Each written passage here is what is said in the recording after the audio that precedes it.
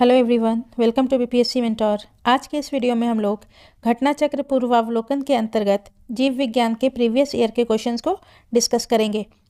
इस वीडियो में हम लोगों ने 38वीं बीपीएससी से 66वीं बीपीएससी तक के सभी प्रश्नों को डिस्कस किया है। ये वीडियो आपके आने वाले एग्जाम्स के पॉइंट ऑफ व्यू से काफ़ी महत्वपूर्ण है, तो इस वीडियो को पूरा अंत तक देखें। और अगर आपको हमारा वीडियो पसंद आता है तो प्लीज़ लाइक करें और चैनल को सब्सक्राइब करना ना भूलें।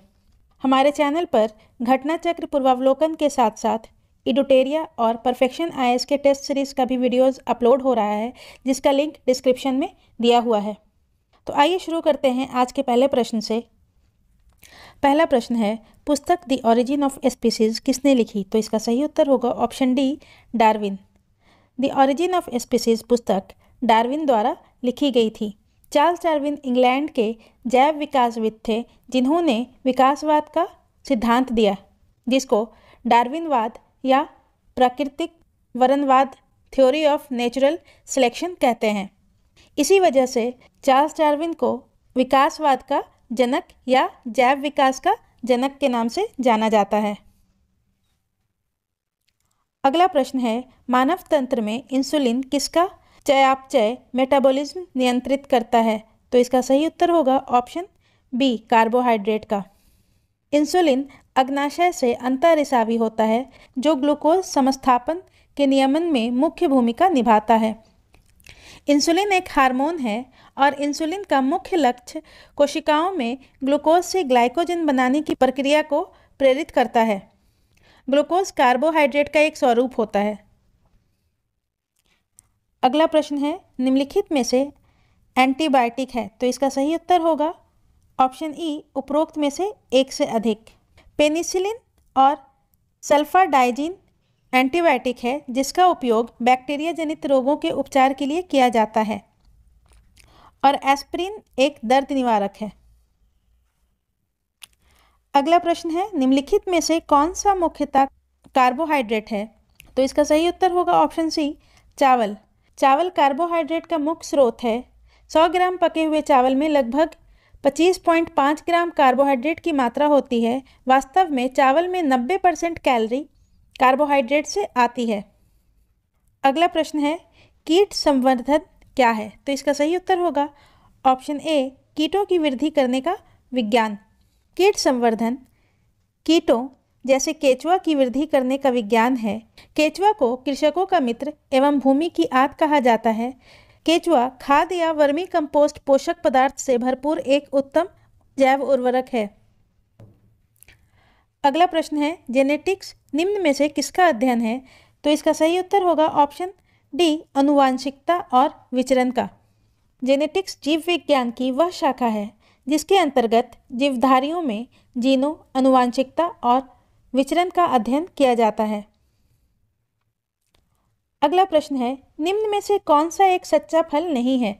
तो इसका सही उत्तर होगा ऑप्शन ए, सेब। जब फल के निर्माण में अंडाशय के अलावा कुछ अन्य भाग भी शामिल हो तो ऐसे फल को असत्य फल कहते हैं।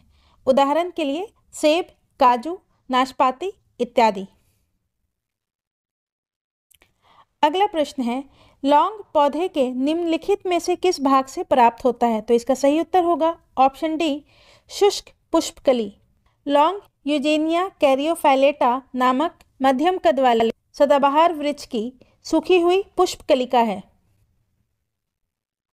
अगला प्रश्न है, लौंग एक मसाला है, पौधे के किस भाग से प्राप्त होता है? तो इसका सही उत्तर होगा ऑप्शन डी, फूल की कली से।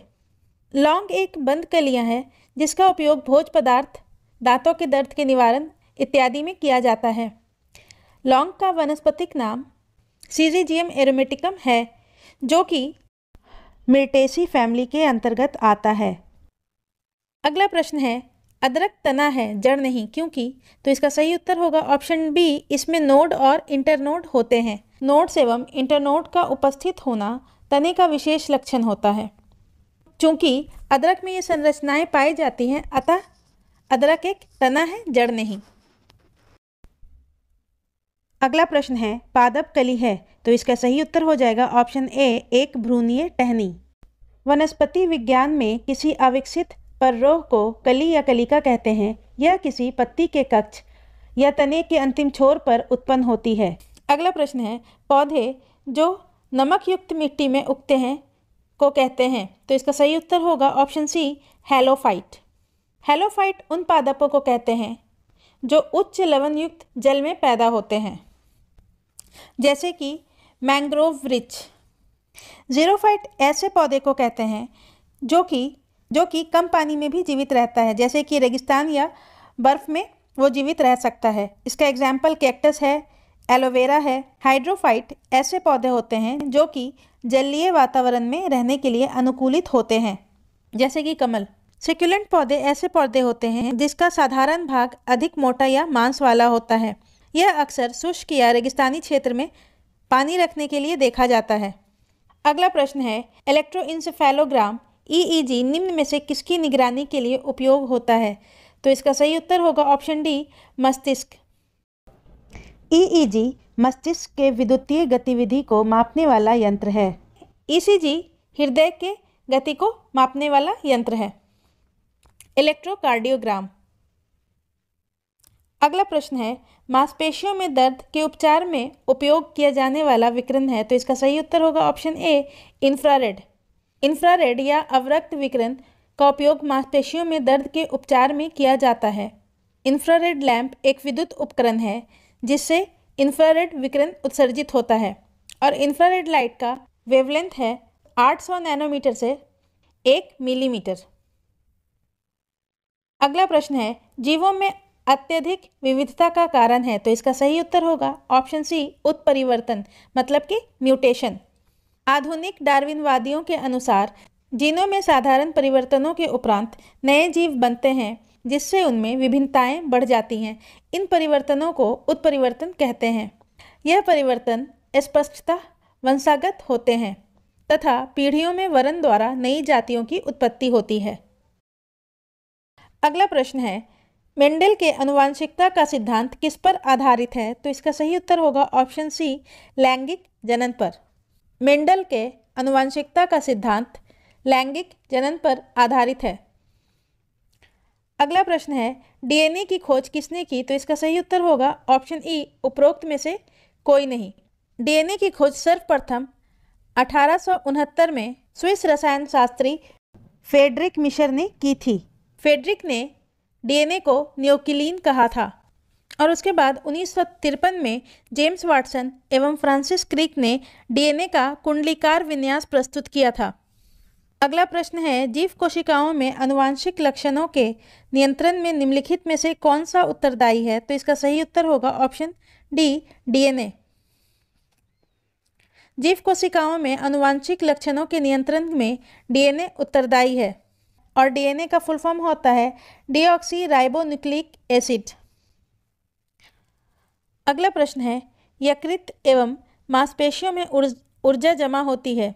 तो इसका सही उत्तर होगा ऑप्शन डी, ग्लाइकोजन के रूप में। शरीर की कोशिकाओं को कार्य करने के लिए ऊर्जा की आवश्यकता होती है। यह ऊर्जा शुगर, वसा, प्रोटीन की रासायनिक क्रियाओं से प्राप्त होती है। शुगर शरीर में ग्लूकोज में परिवर्तित हो जाती है जो कि एक सरल शर्करा है।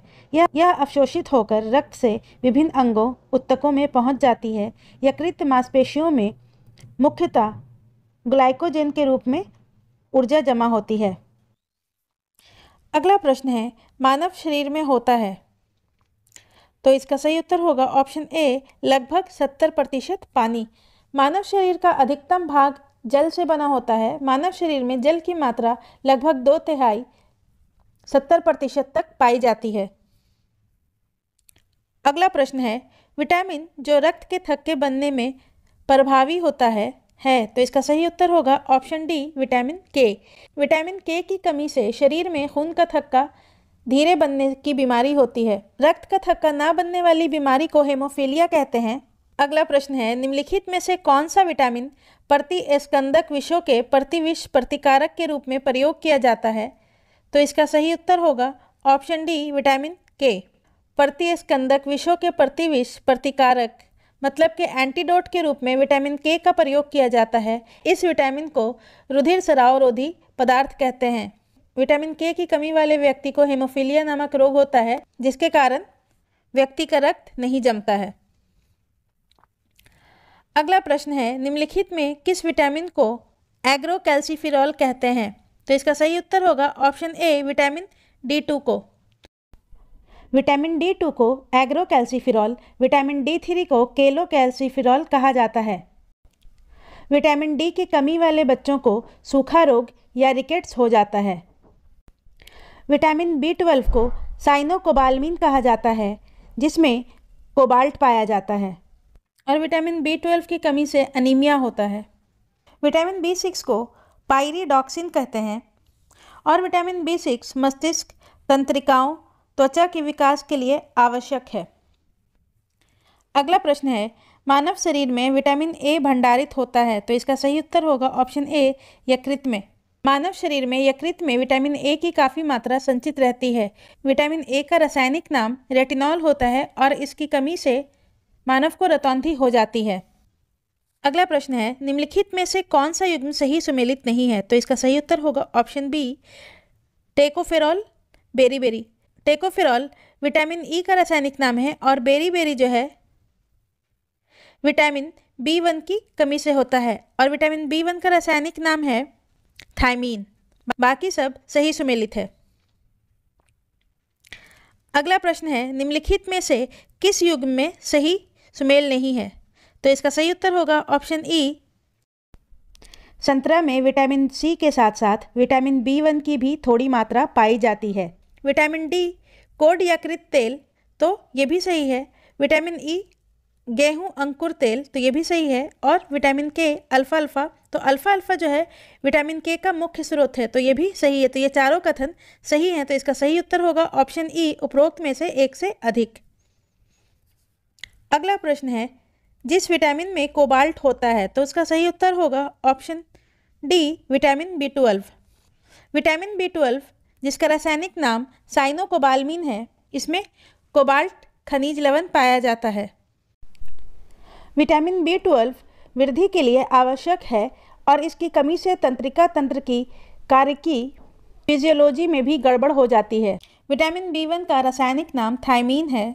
विटामिन B2 का रासायनिक नाम राइबोफ्लेविन है। विटामिन B6 का रासायनिक नाम पायरोडॉक्सिन है। अगला प्रश्न है, एक स्वस्थ वयस्क मनुष्य में रक्त की कुल परिमाप होता है, तो इसका सही उत्तर होगा ऑप्शन ए, 5 से 6 लीटर। मनुष्य के शरीर में रक्त की मात्रा शरीर के भार का लगभग 7 से 8% होता है। अतः एक 70 किलोग्राम भार वाले स्वस्थ वयस्क मनुष्य के शरीर में लगभग 5 से 6 लीटर रक्त होता है, जो कि संपूर्ण शरीर भार के लगभग 1/13वां भाग होता है। अगला प्रश्न है, इनमें से रक्तदाब का मापक यंत्र कौन सा है? तो इसका सही उत्तर होगा ऑप्शन सी, एस्फिग्मोमैनोमीटर। एस्फिग्मोमैनोमीटर से मनुष्य का रक्तदाब मापा जाता है, और मनुष्य का औसत रक्तदाब 120/80 होता है। धमनियों में रक्तदाब की 2 अवस्थाएं होती हैं, पहला सिस्टोलिक प्रेशर तथा दूसरा डायस्टोलिक प्रेशर। सिस्टोलिक में सामान्यतः 120 मिली Hg दाब होता है, और डायस्टोलिक में 80 मिली Hg का दाब होता है। एस्फेरोमीटर एक उपकरण है जिसका उपयोग किसी गोले या घुमावदार सतह की वक्रता त्रिज्या को मापने के लिए किया जाता है। और एनीमोमीटर से हवा की गति और हवा के दबाव को मापा जाता है, और एममीटर से विद्युत धारा की माप की जाती है। अगला प्रश्न है, वृक्क से प्रति मिनट औसत रक्त प्रवाह होता है, तो इसका सही उत्तर होगा ऑप्शन बी, 1200 सीसी। वृक्क मतलब किडनी मानव शरीर का एक महत्वपूर्ण अंग है। इसका मुख्य कार्य रक्त की शुद्धि के साथ शरीर से विषाक्त पदार्थ टॉक्सिक को मूत्र के माध्यम से शरीर से बाहर निकालना होता है। मानव वृक्क प्रतिदिन लगभग 1500 लीटर रक्त की शुद्धि करता है तथा लगभग 1.5 लीटर मूत्र में तब्दील करता है। वृक्क से प्रति मिनट 1200 सीसी रक्त प्रवाहित होता है। अगला प्रश्न है, इंसुलिन है, तो इसका सही उत्तर होगा option D, protein. Insulin pancreas के अंतःस्रावी भाग से स्रावित होने वाला एक हार्मोन है। हार्मोन प्रोटीन का बना होता है, जिसकी रचना 51 अमीनो अम्लों से होती है, और इंसुलिन जो है वो शरीर में ग्लूकोज का उपापचय नियंत्रित करता है। अगला प्रश्न है, निम्नलिखित में से कौन सा हार्मोन है? तो इसका सही उत्तर होगा ऑप्शन सी, इंसुलिन, और इसकी रिसाव पैंक्रियाज से होती है। अगला प्रश्न है, महिला सेक्स हार्मोन है? तो इसका सही उत्तर होगा ऑप्शन ए, एस्ट्रोजन। एस्ट्रोजन एक हार्मोन है जिसका उत्पादन स्त्रियों में अंडाशय में होता है। एंड्रोजन एक मेल सेक्स हार्मोन है। इंसुलिन का उत्पादन पैंक्रियाज में होता है। और ऑक्सीटोसिन एक रासायनिक संदेशवाहक है जिसका मुख्य कार्य विश्वास, मान्यता, माँ शिशु संबंध सहित कई मानवीय व्यवहारों में महत्वपूर्ण भूमिका निभाता है। अगला प्रश्न है, निम्नलिखित में से कौन सा हार्मोन स्तन ग्रंथियों से दुग्ध का स्राव होने में भूमिका निभाता है? तो इसका सही उत्तर होगा ऑप्शन डी, ऑक्सीटोसिन। दुग्ध पालक अपनी गाय भैंसों से अधिक दूध प्राप्त करने के लिए कृत्रिम ऑक्सीटोसिन का इंजेक्शन लगाते हैं जिसे पिटोसिन कहते हैं। अगला प्रश्न है, निम्नलिखित में से किस हार्मोन में आयोडीन मिली होती है? तो इसका सही उत्तर होगा option C, thyroxine. Thyroxine hormone में आयोडीन मिली होती है। थायरॉक्सिन का स्राव थायराइड ग्रंथि द्वारा होता है। थायराइड ग्रंथि से थायरॉक्सिन हार्मोन स्रावित करने के लिए उत्तेजित करने वाला अंतःस्रावी hormone TSH, thyroid stimulating hormone या थायरोट्रोपिन होता है। शरीर में आयोडीन की कमी से घेंघा मतलब ग्वाइटर रोग होता है। अगला प्रश्न है, प्रकाश संश्लेषण होता है? तो इसका सही उत्तर होगा ऑप्शन सी, क्लोरोप्लास्ट में। क्लोरोप्लास्ट नामक कोशिकांग में जैव रासायनिक क्रिया प्रकाश संश्लेषण संपन्न होती है। क्लोरोप्लास्ट में हरे रंग का वर्णक क्लोरोफिल पाया जाता है। अगला प्रश्न है, प्रकाश संश्लेषण का उप उत्पाद है? तो इसका सही उत्तर होगा ऑप्शन बी, O2। प्रकाश संश्लेषण वह क्रिया है जिसमें पौधे के हरे भाग सूर्य के प्रकाश से ऊर्जा ग्रहण कर वायु से कार्बन डाइऑक्साइड तथा हृदय से शोषित जल द्वारा कार्बोहाइड्रेट्स का निर्माण करते हैं एवं ऑक्सीजन को अप्रधान रचना या बाई प्रोडक्ट्स के रूप में बाहर निकालते हैं। अगला प्रश्न है, सौर ऊर्जा ATP में बदलती है? तो इसका सही उत्तर होगा ऑप्शन बी, क्लोरोप्लास्ट में। क्लोरोप्लास्ट में सौर ऊर्जा ATP में बदलती है। क्लोरोप्लास्ट एक पादप कोशिकांग है जिसमें क्लोरोफिल नामक एक प्रोटीन युक्त जटिल रासायनिक यौगिक पाया जाता है और क्लोरोफिल ही पत्तों के हरे रंग का कारण होता है। माइटोकॉन्ड्रिया को कोशिका का पावर हाउस कहते हैं। राइबोसोम को प्रोटीन की फैक्ट्री कहते हैं। अगला प्रश्न है, कोशिका का शक्ति स्रोत होता है? तो इसका सही उत्तर होगा ऑप्शन बी, माइटोकॉन्ड्रिया। माइटोकॉन्ड्रिया को पावर हाउस ऑफ सेल भी कहा जाता है। अगला प्रश्न है, भ्रूण किसमें मिलता है? तो इसका सही उत्तर होगा ऑप्शन सी, बीज में। पौधों में भ्रूण बीज में मिलता है। अंकुरण के प्रक्रिया के फलस्वरूप भ्रूण बीज से बाहर आता है। अगला प्रश्न है, निम्नलिखित में से कौन सा प्रतिजैविक औषधि है? तो इसका सही उत्तर होगा ऑप्शन ई, उपरोक्त में से एक से अधिक। प्रतिजैविक औषधि का मतलब एंटीबायोटिक। सल्फागुआनिडीन और ऑप्शन सी, क्लोरामफेनिकॉल, ये दोनों एंटीबायोटिक है। और क्विनाइन एक एंटी मलेरियल्स है जिसका उपयोग मलेरिया के इलाज में होता है। और एस्प्रिन एक दर्द निवारक है। अगला प्रश्न है, टाइफाइड तथा कॉलरा विशिष्ट उदाहरण है? तो इसका सही उत्तर होगा ऑप्शन सी, जलजन्य रोग के। टाइफाइड तथा कॉलरा जलजन्य रोग का उदाहरण है। टाइफाइड रोग का कारण साल्मोनेला टाइफी, कॉलरा का कारण विबेरियो कॉलरी नामक जीवाणु होता है। अगला प्रश्न है, मनुष्य में अल्फा टॉक्सिन खाद्य विषाक्तन द्वारा समानता कौन सा अंग प्रभावित होता है? तो इसका सही उत्तर होगा ऑप्शन डी, यकृत। यकृत मतलब कि लीवर एक मुख्य पाचक ग्रंथि है जो कि खाद्य विषाक्तन अल्फा टॉक्सिन द्वारा प्रभावित हो जाती है। अल्फा टॉक्सिन नामक जहरीला पदार्थ कुछ कवक जैसे एस्परजिलस तथा पेनिसिलियम की कुछ प्रजातियां उत्पन्न कर भोजन को विषाक्त कर देती हैं। अगला प्रश्न है, मनुष्य के शरीर के किस अंग में लिम्फोसाइट्स का निर्माण होता है? तो इसका सही उत्तर होगा ऑप्शन ई, मनुष्य के शरीर में तिल्ली या पलीहा, स्प्लीन, थाइमस ग्रंथि, अस्थि मज्जा आदि में लिम्फोसाइट्स का निर्माण होता है। लिम्फोसाइट्स एक प्रकार की श्वेत रक्त कणिकाएं होती हैं जो गश्ती सेना की भांति समस्त शरीर में घूमती रहती है यथा सुरक्षा तंत्र के सारे भागों के बीच सामंजस्य स्थापित करती हैं। अगला प्रश्न है, ओंकोजिन संबंधित है तो इसका सही उत्तर होगा ऑप्शन सी, कर्क रोग से। ओंकोजिन एक असामान्य जीन है जो कैंसर के लिए उत्तरदायी होता है। अगला प्रश्न है, रक्त कैंसर ल्यूकेमिया की रोकथाम में प्रयोग किया जाने वाला रेडियो समस्थानिक है तो इसका सही उत्तर होगा ऑप्शन ई, उपरोक्त में से एक से अधिक। फास्फोरस 32 और कोबाल्ट 60 का उपयोग ल्यूकेमिया एक प्रकार का रक्त कैंसर के इलाज के लिए किया जाता है। अगला प्रश्न है, तीव्रता एवं प्रयुक्तता के आधार पर निम्नलिखित में से कौन सा कर्क रोग उत्पन्न कर सकता है तथा उसका उपचार भी करता है तो इसका सही उत्तर होगा ऑप्शन सी, आयनीय विकिरण। आयनीय विकिरण वह कारक है जो कैंसर रोग को उत्पन्न भी कर सकता है और उसका उपचार भी कर सकता है।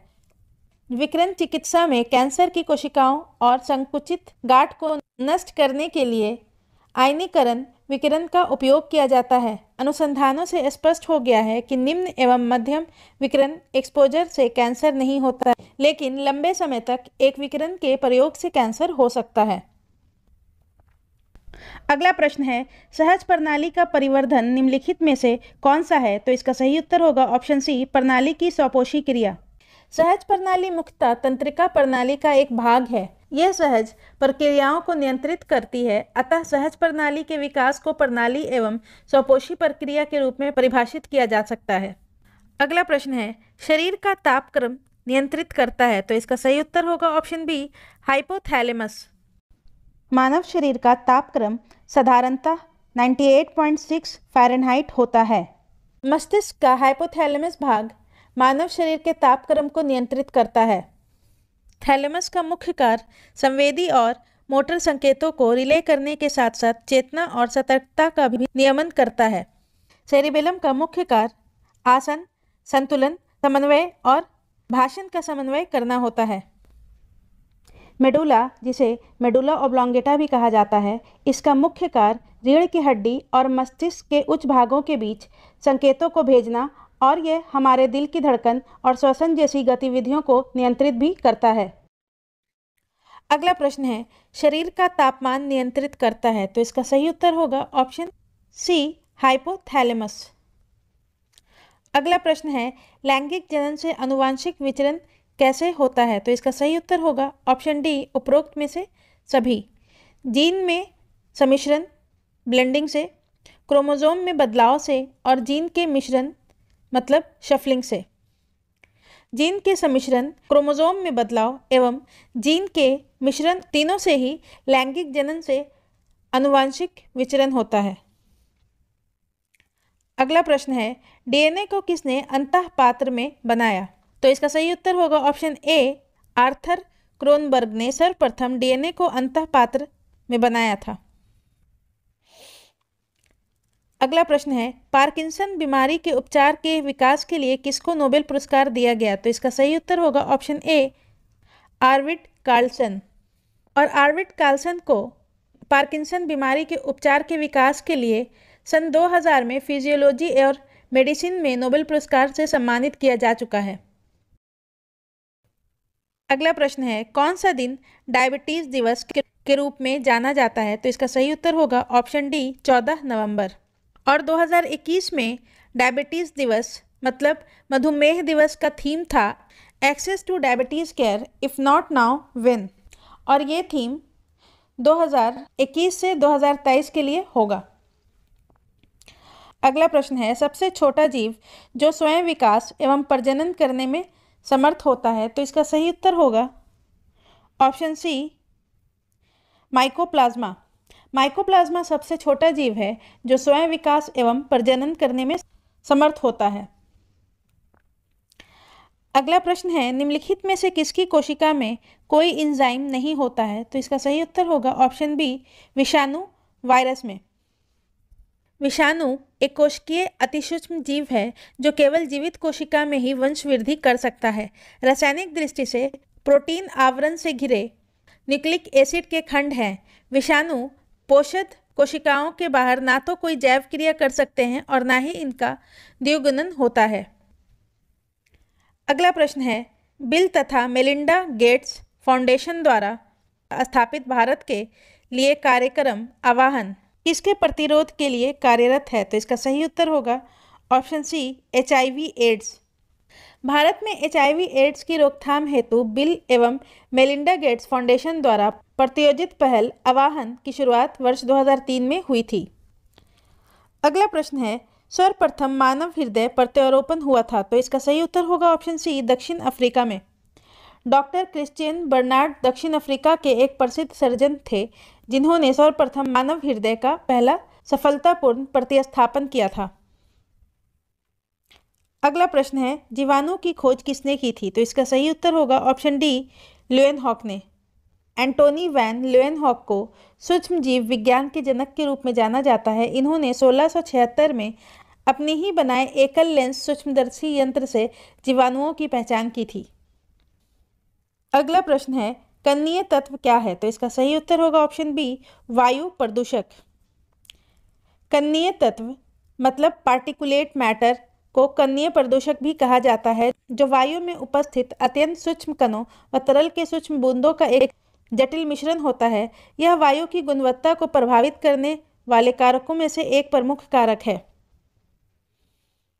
अगला प्रश्न है, संवाहनी वस्क्यूलर पौधे में पानी ऊपर किससे जाता है? तो इसका सही उत्तर होगा ऑप्शन डी, जाइलम टिश्यू। जड़ों द्वारा अवशोषित किया गया जल खनिज पोषक तत्व पूरे पौधे में जाइलम नामक संवाहन ऊतक द्वारा ले जाया जाता है और फ्लोएम टिश्यू जो है वह सुक्रोज और अमीनो एसिड को पत्तियों और पौधे के अन्य भागों के बीच पहुंचाता है। अगला प्रश्न है, सेल्सियस स्केल पर मानव शरीर का सामान्य तापमान होगा? तो इसका सही उत्तर होगा ऑप्शन सी, 36.9 डिग्री सेल्सियस। और फ़ारेनहाइट पर मानव शरीर का सामान्य तापमान होता है 98.6 फ़ारेनहाइट। अगला प्रश्न है, सर्वदाता वर्ग के रक्तदाता का रक्त ग्रुप होता है? तो इसका सही उत्तर होगा option C, O blood group वाले व्यक्ति सर्वदाता रक्त ग्रुप है और AB सर्वग्राही, ये हर ब्लड ग्रुप वाले व्यक्ति से ब्लड रिसीव कर सकते हैं। अगला प्रश्न है, हड्डियों की पढ़ाई विज्ञान किस शाखा के अंतर्गत होती है? तो इसका सही उत्तर होगा ऑप्शन डी, ऑस्ट्रियोलॉजी। जियोलॉजी के अंतर्गत पृथ्वी की आंतरिक संरचना और उसमें पाए जाने वाले पदार्थों का अध्ययन किया जाता है। सेरोलॉजी के अंतर्गत रुधिर सीरम का अध्ययन किया जाता है और ऑरोलॉजी के अंतर्गत पर्वतों का अध्ययन किया जाता है। अगला प्रश्न है, कशेरुक रज्जु में कितनी जोड़ी तंत्रिकाएं निकलती हैं? तो इसका सही उत्तर होगा ऑप्शन बी, 31। अगला प्रश्न है, मानव के जीवन काल में कितने दांत 2 बार विकसित होते हैं? तो इसका सही उत्तर होगा ऑप्शन सी, 20 दांत। मानव के जीवन काल में 20 दांत 2 बार विकसित होते हैं और 12 दांत केवल 1 बार पैदा होते हैं। अगला प्रश्न है, मानव की खोपड़ी में कितनी अस्थियां होती हैं? तो इसका सही उत्तर होगा ऑप्शन ए, 28। एक वयस्क मानव कंकाल में औसतन 206 अस्थियां होती हैं, जिसमें कपाल में 8, मुख में 14, कंठिका में 1 और कान में 6। मनुष्य के एक कान में 3 हड्डियां होती हैं और 2 कान में 6। अगला प्रश्न है, मानव के शरीर में पैर की हड्डी? तो इसका सही उत्तर होगा ऑप्शन ए, खोखली होती है। अगला प्रश्न है, 20 वर्ष की आयु में मानव शरीर में हड्डियों की संख्या होती है लगभग? तो इसका सही उत्तर होगा ऑप्शन डी, उपरोक्त में से कोई नहीं।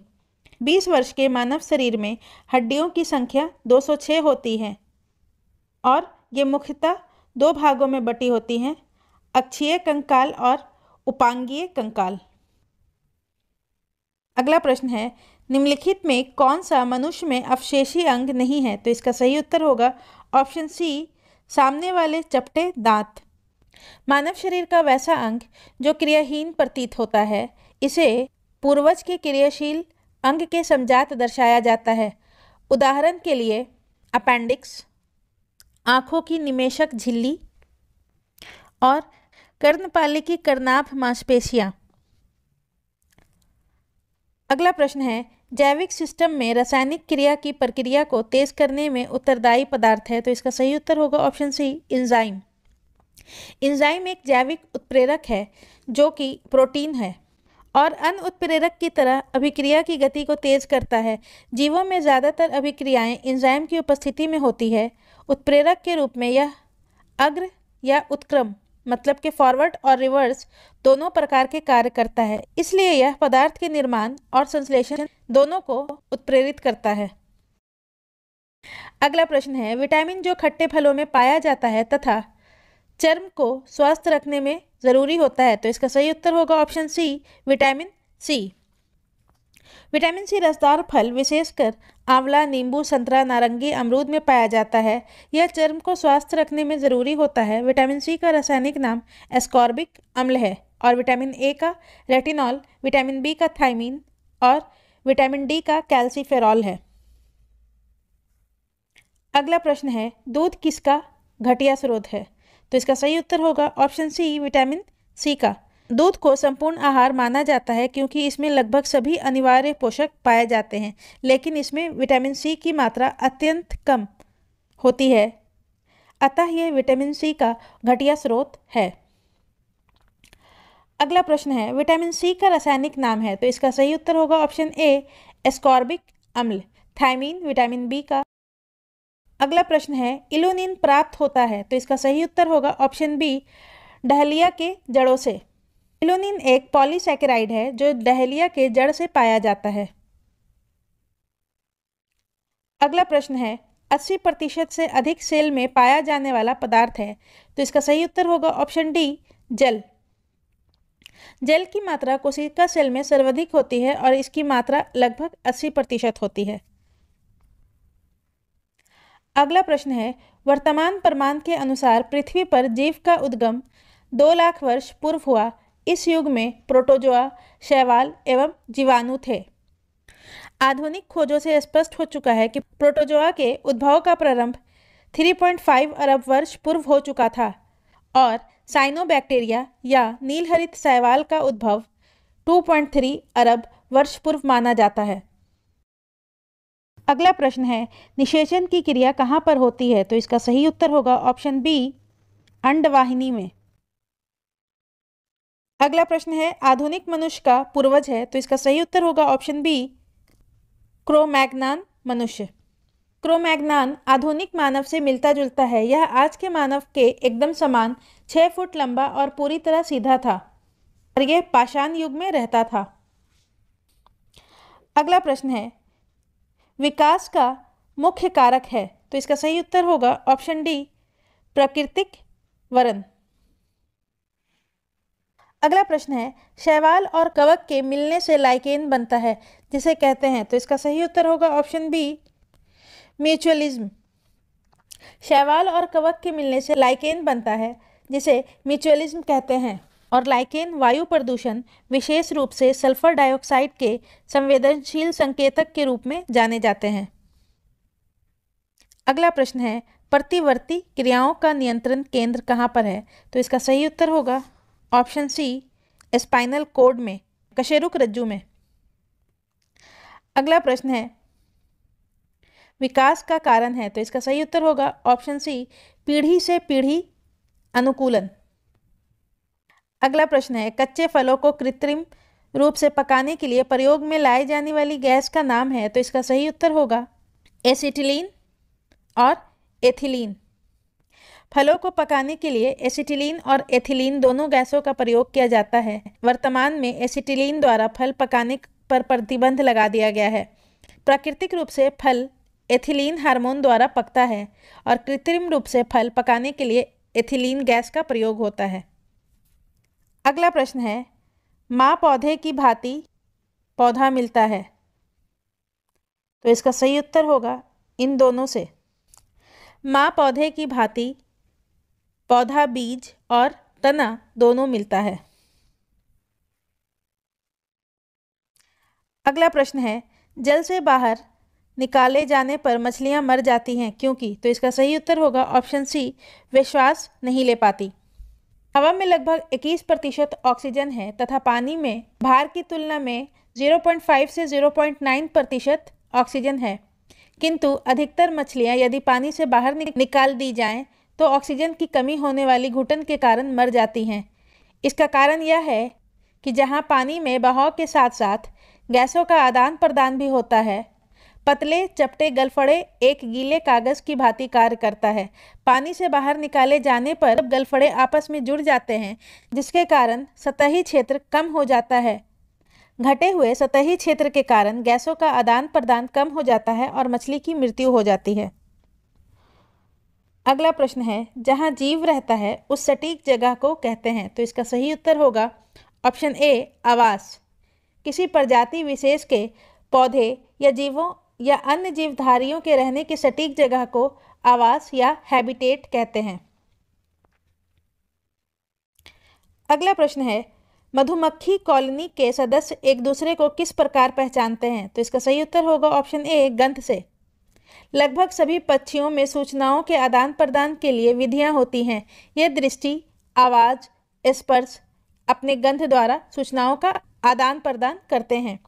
मधुमक्खियां भोजन की दिशा तथा उनके स्रोत बताने के लिए विभिन्न नृत्य मुद्राएं करती हैं, जबकि एक दूसरे को गंध से पहचानती हैं। अगला प्रश्न है, मायोग्लोबिन में कौन सी धातु होती है। तो मायोग्लोबिन लोहा और ऑक्सीजन युक्त प्रोटीन है जो सभी स्तनधारियों के मांसपेशियों में पाया जाता है, जबकि हेमोग्लोबिन रक्त में लाल रक्त कणिका में पाया जाता है। तो इसका सही उत्तर होगा ऑप्शन डी, लोहा। अगला प्रश्न है, मनुष्य के शरीर में खून की शुद्धता की प्रक्रिया को कहते हैं। तो इसका सही उत्तर होगा ऑप्शन ए, डायलिसिस। रक्त के शुद्धिकरण की प्रक्रिया को डायलिसिस कहा जाता है।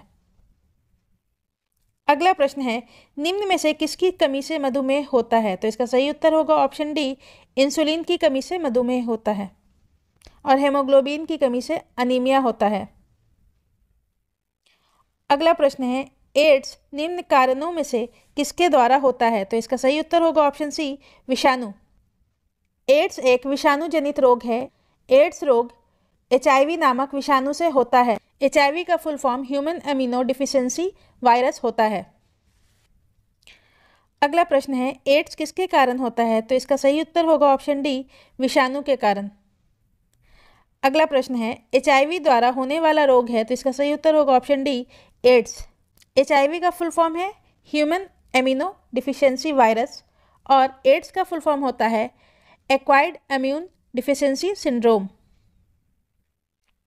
अगला प्रश्न है, स्त्री की तुलना में पुरुष अधिक वर्णांधता से पीड़ित हो सकता है, क्योंकि। तो इसका सही उत्तर होगा ऑप्शन सी, उसमें केवल X क्रोमोसोम होता है। स्त्रियों की तुलना में पुरुष वर्णांधता से पीड़ित होता है क्योंकि स्त्रियों में XX क्रोमोसोम होता है और XX क्रोमोसोम लिंग निर्धारक क्रोमोसोम होता है, जिसमें एक X जो वर्णांधता के जीन को यदि वाहन करता है तो दूसरा X क्रोमोसोम उसे संतुलित कर देता है। इस तरह से महिला केवल वाहक का कार्य करती है और पीड़ित नहीं होती, जबकि पुरुष रोगग्रस्त हो जाता है। अगला प्रश्न है, एस्पिरिन कहाँ से मिलती है। तो इसका सही उत्तर होगा ऑप्शन सी, एक पेड़ से। एस्पिरिन और एंटीपायरेटिक दवाएं वेदना निवारक काम करती हैं और इन दवाओं को विलो वृक्ष की छाल से प्राप्त किया जाता है। अगला प्रश्न है, गेहूं की खेती के लिए कौन सा उर्वरक उपयोग करेंगे। तो इसका सही उत्तर होगा ऑप्शन ए, नाइट्रोजन। गेहूं की खेती के लिए नाइट्रोजन युक्त उर्वरक का उपयोग किया जाता है, जो कि यूरिया में मिलता है। अगला प्रश्न है, क्लोरोफिल में कौन सा धातु आयन पाया जाता है। तो इसका सही उत्तर होगा ऑप्शन बी, मैग्नीशियम। क्लोरोफिल में मैग्नीशियम आयन पाया जाता है। क्लोरोफिल पौधे में उपस्थित हरे प्रकाश संश्लेषक वर्णक हैं। यह प्रकाश ऊर्जा को प्रकाश संश्लेषण की क्रिया के माध्यम से रासायनिक ऊर्जा में बदलने की प्रक्रिया की शुरुआत करता है। अगला क्वेश्चन है, पौधे एवं पेड़ों का खाना तैयार करने की प्रक्रिया कहलाती है। तो इसका सही उत्तर होगा ऑप्शन डी, फोटोसिंथेसिस। अगला प्रश्न है, जीवन चक्र की दृष्टि से पौधे का सबसे महत्वपूर्ण अंग है। तो इसका सही उत्तर होगा ऑप्शन ए, पुष्प। जीवन चक्र की दृष्टि से पौधे का सर्वाधिक महत्वपूर्ण अंग पुष्प होता है। पुष्प में ही परागन द्वारा भ्रूण का विकास होता है, जिसमें बीज बनता है और बीज के अंकुरन से पुनः पौधा बनता है। अगला प्रश्न है, सबसे लंबा जीवित वृक्ष है, तो इसका सही उत्तर होगा ऑप्शन बी सिकोआ। सबसे बड़ा वृक्ष रेडवुड सिकोआ या सिकोआ जिसकी ऊंचाई लगभग 115 मीटर से अधिक है, और सबसे छोटा वृक्ष एंजियोस्पर्म वुल्फिया है। अगला प्रश्न है, एस्प्रिन है, तो इसका सही उत्तर होगा ऑप्शन बी एंटीपायरेटिक। अगला प्रश्न है, किस वनस्पति खाद्य में अधिकतम प्रोटीन होता है, तो इसका सही उत्तर होगा ऑप्शन सी सोयाबीन में। वनस्पति खाद्य में सोयाबीन में प्रोटीन की मात्रा अधिकतम होती है। इसमें प्रोटीन लगभग 38 से 42% होता है। अगला प्रश्न है, तना काट आमतौर से किसके प्रवर्धन के लिए प्रयोग किया जाता है, तो इसका सही उत्तर होगा ऑप्शन बी गन्ना। अगला प्रश्न है, संसार का सबसे बड़ा पुष्प है, तो इसका सही उत्तर होगा ऑप्शन बी रिफ्लेशिया। और संसार का सबसे छोटा पुष्प वुल्फिया है।